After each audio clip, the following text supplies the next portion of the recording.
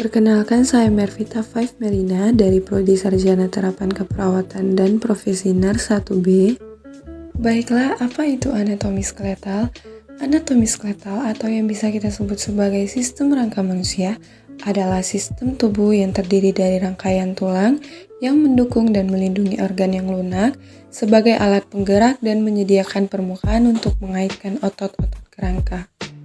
Baiklah, di sini saya akan jelaskan apa saja yang akan kita bahas, yaitu fungsi tulang, sel penyusun tulang, bentuk tulang, dan struktur tulang. Fungsi tulang yang pertama, menopang dan memberi bentuk tubuh adalah salah satu peran utama tulang untuk memberikan bentuk tubuh, bentuk wajah, ekstremitas, toraks, abdomen, dan menentukan tinggi badan. Tulang juga berfungsi untuk menopang tubuh agar manusia dapat berdiri tegak atau duduk. Yang kedua, menunjang pergerakan tubuh, tulang, otot, ligamen, dua sendi berperan dalam mendukung pergerakan tubuh, serta untuk menunjang pergerakan dengan nyaman. Selanjutnya yaitu memproduksi sel darah. Sumsum tulang merupakan bagian tulang yang berfungsi untuk menghasilkan sel-sel darah. Sumsum tulang bertekstur lunak dan dapat ditemukan di beberapa rongga tulang tertentu, misalnya tulang panggul dan paha. Selain menghasilkan sel darah, sumsum tulang juga berfungsi untuk menghancurkan sel-sel darah yang sudah tua. 4. Menyimpan mineral. Sistem rangka manusia menyimpan dua mineral penting, yaitu kalsium dan fosfor. Bila kadar kalsium dan fosfor dalam darah berkurang, hormon proteroid akan mengatur kekurangan dengan mengambil dari tulang.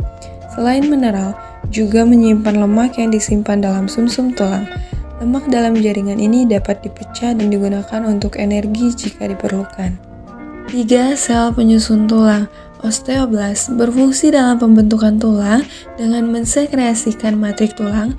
Matrik tulang tersusun atas 98% kolagen dan 2% substansi dasar atau glukosaminoglikon atau asam polisakarida dan proteglikan. Matrik tulang merupakan tempat garam-garam mineral ditimbun, terutama kalsium, fluor, magnesium, dan fosfor. Osteosit, sel-sel tulang dewasa yang bertindak sebagai pemeliharaan fungsi belang dan terletak pada osteon atau unit matrik tulang. Osteon yaitu unit fungsional mikroskopik tulang dewasa yang di tengahnya terdapat kapiler dan di sekeliling kapiler terdapat matrik tulang yang disebut lamela. Osteoklas, sel-sel besar yang berinti banyak memungkinkan mineral dan matriks tulang dapat diabsorpsi. Penghancuran dan remodeling tulang tidak seperti osteoblast dan osteosit.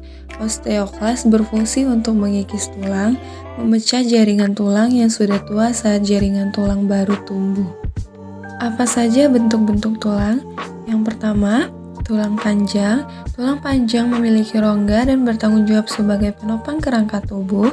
Fungsinya sebagai alat ungkit dari tubuh dan memungkinkan untuk bergerak. Contoh tulang panjang yaitu tulang paha atau femur, tulang betis atau fibula, tulang kering atau tibia, serta tulang yang membentuk lengan yaitu humerus, ulna, dan radius. Selanjutnya adalah tulang pendek.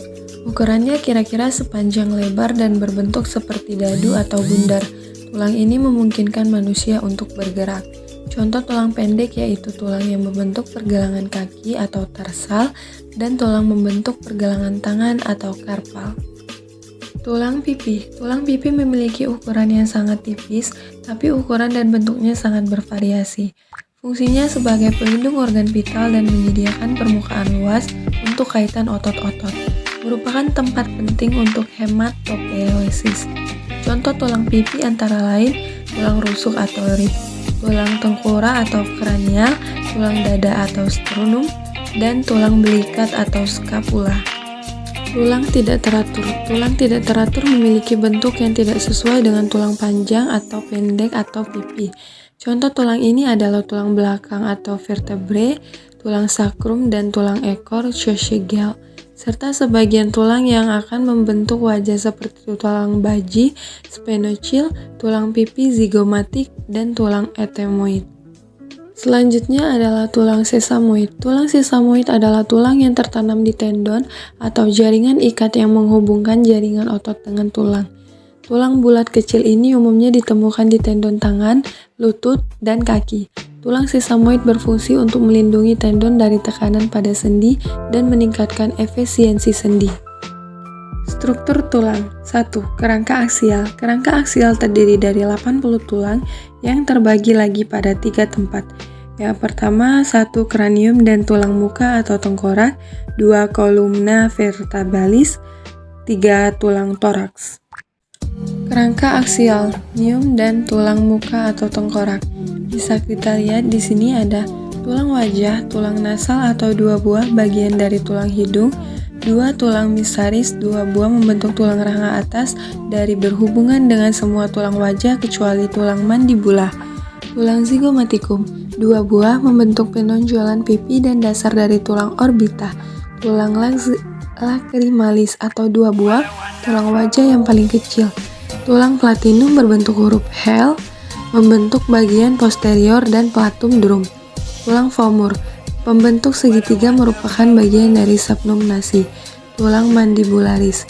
Tulang ohidium menggantung di processus stylodeus, tulang temporalis dengan ligamentum dan otot. Kerangka aksial atau kranium dan tulang muka atau tengkorak. Tulang kranium, bagian-bagian kranium. 1. Satura, hubungan di antara tulang-tulang yang tidak dapat bergerak terdiri dari satura coronalis, satura sagittalis, satura lamboidea, dan satura squamosa. 2. Sinus, rongga pada tulang kranium terdiri dari sinus frontalis, sinus pedalalis, sinus ethmoidalis, sinus maxillaris. 3. Fontanella, kartilago dan jaringan probusa yang terdapat pada tulang kranium embrio terdiri dari fontanella mayor dan fontanella minor. 4. Foramina, lubang-lubang tulang kranium. Kolumna vertebralis. Kolumna vertebralis terdiri atas 26 tulang berbentuk tidak teratur, terbentang antara tengkorak dan pelvis, juga merupakan tempat melekatnya iga dan otot punggung. Kolumna vertebralis dibagi dalam 7 vertebra cervicalis atau tulang leher, 12 vertebra thoracalis atau tulang punggung, 5 vertebra lumbalis atau tulang pinggang, 5 vertebra sacrum atau tulang kelangkang, dan 1 vertebra coccygus atau tulang ekor. Tulang toraks terdiri dari sternum dan costa. Sternum berbentuk pipi dengan panjang kurang lebih 15 cm, terdiri dari bagian mandubrim, sternum corpus sternum, dan processus xiphoideus. Costa atau tulang rusuk terdiri dari 12 buah, 7 buah tulang rusuk sejati, 3 buah tulang rusuk palsu, dan 2 buah tulang rusuk melayang. Kerangka apendikular. Kerangka apendikular terbagi menjadi 3, yaitu ekstremitas atas, tulang panggung, dan ekstremitas bawah. Bisa kita lihat di sini ada ekstremitas atas, yaitu tulang tungkai atas atau ekstremitas terdiri atas 60 tulang, humerus 2 buah, ulna 2 buah, radius 2 buah, carpus 2 buah, metakarpal 2 buah, palang 14 buah, humerus 2 buah. Selanjutnya tulang panggul, terdiri dari ileum, isikum, pubis yang bersatu disebut tulang coxae. Tulang coxae bersama sacrum dan coccygus membentuk pelvis tulang. Tulang panggul terdiri dari tulang usus, tulang kemaluan, dan tulang duduk. Ekstremitas bawah. Tulang ekstremitas bawah terdiri dari tulang paha, tulang panjang yang membuat tegap, ujung atasnya berbentuk bulatan dengan leher kecil. Patella, tulang tempurung lutut berbentuk mangkuk dan mengamankan otot-otot kaki. Tibia dan fibula, 2 tulang kaki bawah, tibia lebih panjang dan fibula adalah tulang pipi arah lateral. Terima kasih, jika ada salah kata saya minta maaf. Wassalamualaikum warahmatullahi wabarakatuh.